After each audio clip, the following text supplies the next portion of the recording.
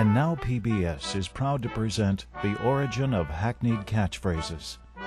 Tonight on The Origin of Hackneyed Catchphrases, Walter Jackson gives us the insightful and inspirational genesis of the phrase, "talk to the hand." But first, our cover story by Alex Poppington, digging deep to find the origin of "That's What I'm Talking About."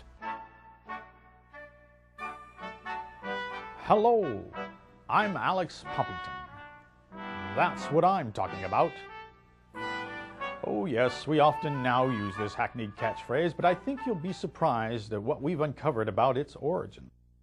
Europe, the Middle Ages, considered to be the Dark Ages for catchphrases, as so many of their originators had taken to vows of silence. Fortunately, the quill and the Gregorian chant preserved for humanity the first utterances of what will become water cooler staple over the next 1,000 years.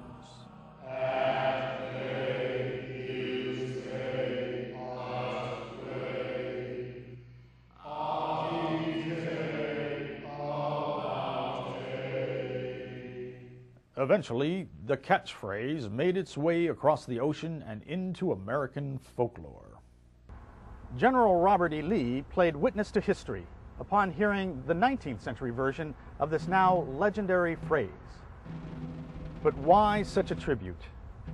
Perhaps this letter will enlighten you. My dearest Polly, I have had the greatest honor. Whilst engaged in a reconnoiter with General Lee, he turned to me and asked my opinion, to which I replied, "Therein, sir, is what I am speaking of." Colonel Thaddeus Herschel Stovall, 1863. We're glad you're enjoying today's episode of The Origin of Hackneyed Catchphrases, and we just wanted to remind you that great programming like this is made possible because of the generous support of viewers like you. We're going to get to our conclusion in just a moment here, but I wanted to let you know about some of the gifts that will be coming your way if you make a contribution today during our pledge drive. For contributions at the $50 level, our gift to you is the best of The Origin of Hackneyed Catchphrases. This is a great DVD. I have it in my collection. It's got some of your favorites on there. It's got Don't Go There. It's got I Could Tell You But I Have to Kill You. Really a must for anybody's video collection. And for contributions at the $100 level, this one's my favorite. This is a Where's the Beef tote bag. We all remember Clara Peller and the great cultural revolution she started with her Wendy's commercial. Okay, well, we're going to get you back to your program now. And if you have any trouble getting through, please keep trying, because I can see by our time measuring device on the wall that our hardworking volunteers are going to be here a couple more hours, even beyond the end of the show. So keep those calls coming, because we need your viewer support. Thank you. In the years following the start of the Cold War, once again the "that's what" phrase surfaced, but in a very public way. President John F. Kennedy, standing behind his inaugural podium, gave these now famous words.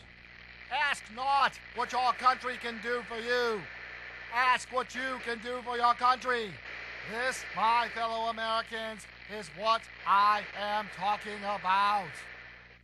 But what about the phrase as it is used today, 45 years after the president's memorable speech?